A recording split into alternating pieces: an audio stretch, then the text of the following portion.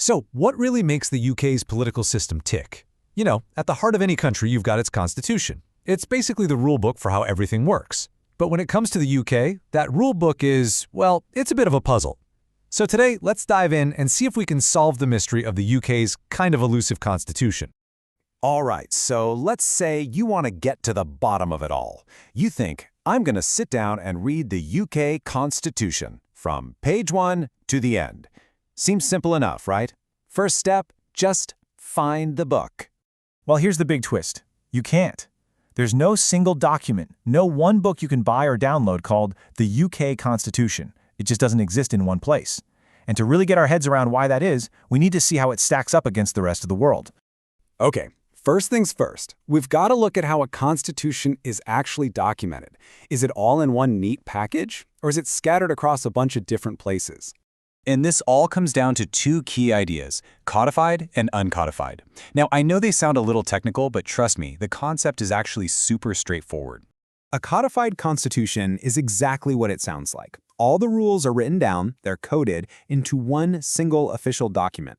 The perfect example is the US Constitution. You can literally go online and download a PDF of it in seconds, or buy a little pocket-sized copy. It's all right there. An uncodified constitution, which is what the UK has, is the complete opposite. It pulls its rules from tons of different sources. Now here's a common mistake people make, thinking uncodified means unwritten. That's not true at all. Lots of parts are written down. The key difference is that they just aren't all gathered together in one master rulebook. Okay, so this difference in how the rules are stored leads to a really critical question. How easy is it to actually change those rules? And that's our second key distinction. This brings us to our next pair of ideas, rigid versus flexible.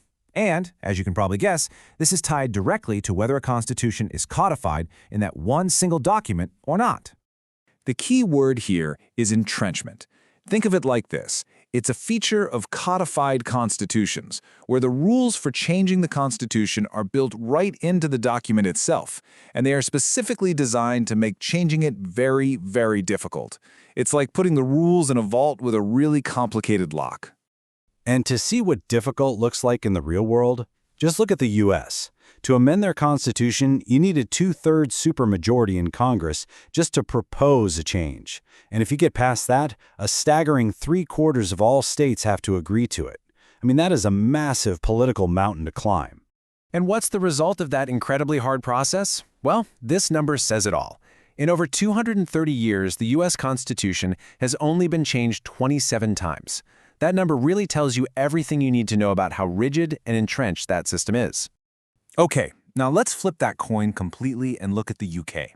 Because there's no single entrenched document, the Constitution can be changed with a simple act of Parliament. That's it.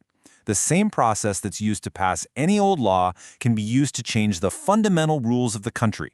That's what we mean by flexible. But this flexibility has a pretty sharp edge. This quote from one of our sources makes it crystal clear. Things we think of as fundamental, like the Human Rights Act, they don't have any special protection. They're just laws. And if Parliament votes to get rid of it, poof, it's gone. No supermajority, no massive hurdles, just a simple vote. So we've covered the source and the process for change. The final piece of the puzzle is the structure of the state itself. In other words, where does power actually live?